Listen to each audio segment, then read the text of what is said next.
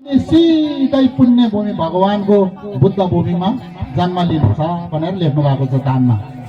दान भन्ने चिज तपाईँको धेरै किसिमको दानहरू र दान दिने किसिमहरू धेरै भएको हुनाले मैले यहाँ यो भन्न असमर्थ भएँ। त्यसो भएको हुनाले दान अब एकछिनपछि मेरा सम्पूर्ण गुरुहरू सबैले हामीले तपाईँहरूले परस्पर शून्य पारमा दान दिँदैछ। त्यसो भएको हुनाले यहाँ 2-3 वटा गुरुहरूले आफ्नो आफ्नो ग्रुप गरेर दानको कोहरू राखिदिनु होला।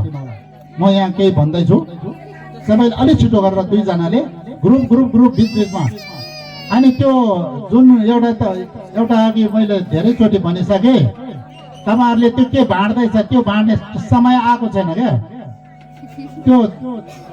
त्यो समय त्यो नबाँड्नुहोस्, त्यो बाँड्ने समय आएको छैन। त्यो लास्टमा हुन्छ। मन्साउने लास्टमा 3 किसिमको मन्साइ छ।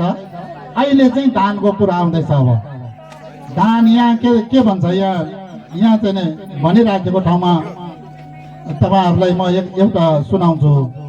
फोवा नाम्ने मार्सेन्जी जति पनि माथि बस्नुभएका विराजमानवालाहरू तल सुन्नुहोस् रे। म नाम्ने नम्च्याङ ह्यार्सेन्जी तल बसेकाहरू पनि माथि सुन्नुहोस् रे। छेवा नाम्की माकेन्जी अनि मै हुँ भन्नेहरूले नहेप है, थिचोमिचो नगर है। छुवा नाम्च्याङ माखोर्जी अनि सानोहरू पनि चकचक नगर है, नमाथि है। फिरिङ झुन्झुर हेर्दा ल। आज जति पनि दान प्राप्त हुने समयमा सिन्जे मकुङ झुङ्गी छेरे। अब यो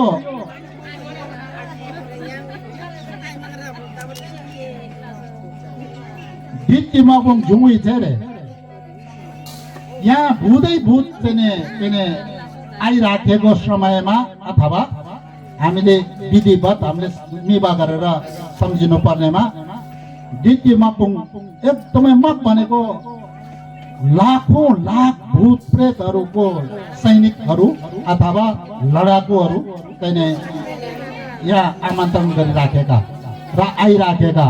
कसको लागि? हामी मार्नलाई, हामी खानलाई, हामीसँग चाहिँ दोष लगाउनलाई हो। हेर्दा लुदी ज्यासीबुल अनि भएको जति पनि भगवान बुद्धको चाहिँ दायाँ हातमा भएका जति पनि सामग्रीहरू छ, ध्येयहरू छ, अघि मैले त्यहाँ भन्न बिर्सेछ। त्यहाँ चाहिँ पञ्चधातु भनेर चाहिँ सुन, चाँदी, तामा, पित्तल, फलाम हो। त्यसको धुलो चाहिँ त्यो सुन बनाउने ठाउँबाट किन्न पाउँछ हो, त्यहाँ प्याकेटमा किनेको हुन्छ। अनि त्यहाँ चाहिँ अरू चाहिँ पञ्चरत्न भनेर चाहिँ विभिन्न रत्नमालाहरू चाहिँ त्यहाँ भएको त्यो किन्न पाउँछ। त्यहाँ ध्येयहरू छ।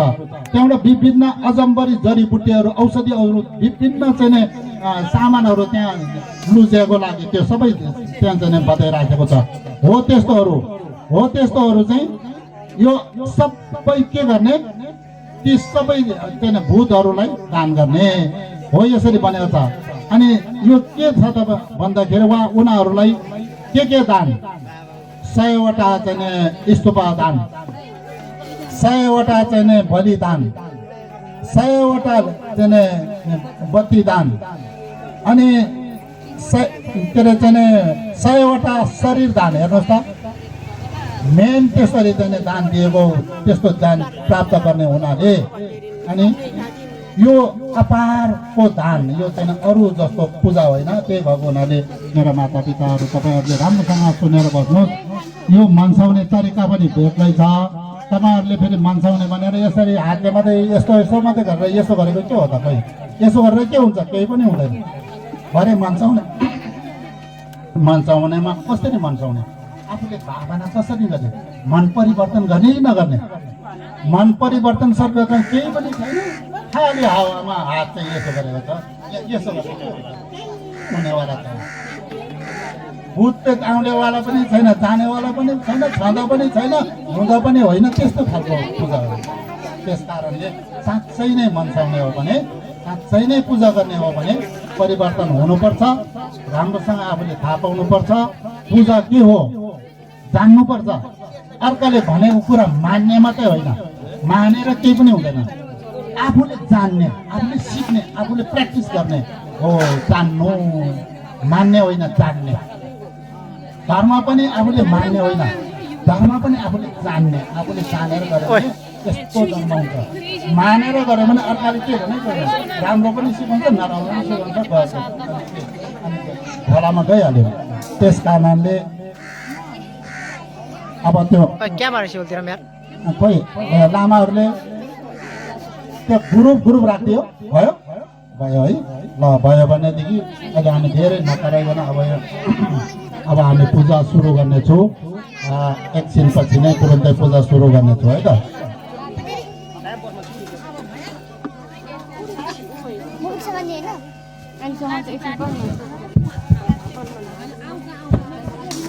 के ल्यायो है गुरुहरू सबैले के ल्यायो आफ्नो शब्दहरू मिठोसँग राम्रोसँग कुनै बाजा गाजा नबजाइकन दशकरा फाल्नको बुझेले पनि एकदमै बिस्तारै उनीहरूले परस्पर सबैले सुन्ने तरिकाले त्यहाँ यो दान दिने परिवारमा चाहिँ सबैले राम्रोसँग सुन्नुपर्छ।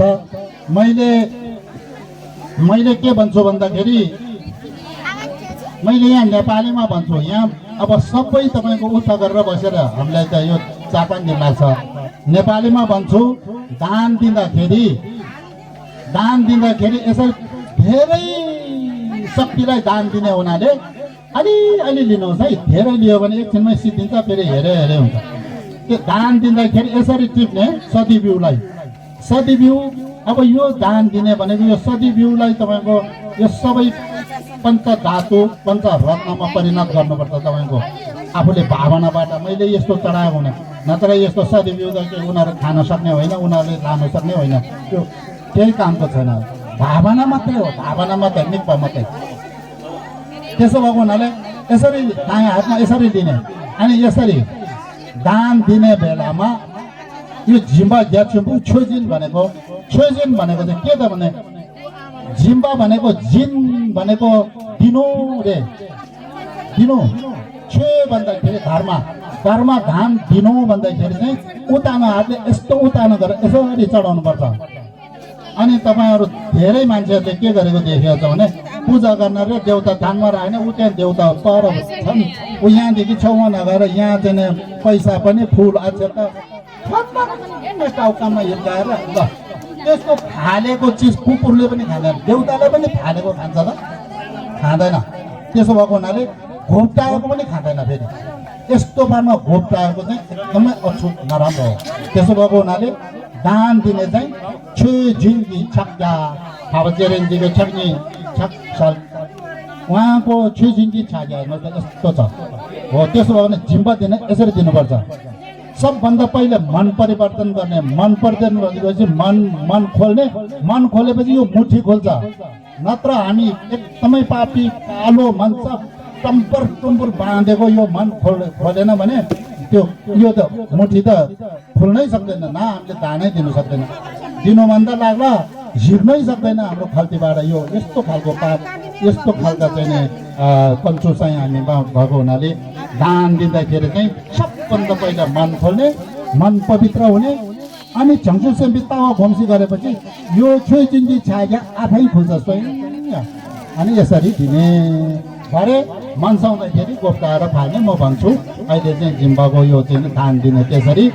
अनि देख्ने कसरी, अब पहिले भनेको छ यहाँ हेर्नुहोस् न, अनि 4वटा चाहिँ भूतको राजालाई साक्षी राखेर सम्पूर्ण भूतलाई बोलाएर अब तपाईँहरूको भावनाबाट के गर्ने, मिबाबाट के गर्ने भन्दाखेरि यसो आँखा झिमिक्क गर्ने। अनि फेरि एकखेर हेर्दाखेरि आँखा झिमिक्क पारेर हेर्दाखेरि यो संसार तपाईँको आँखाले जति डाँडा जति पनि एरिया देख्छ नि त्यो चाहिँ सबै भूतै भूत देख्ने, सबै भूतै भूत।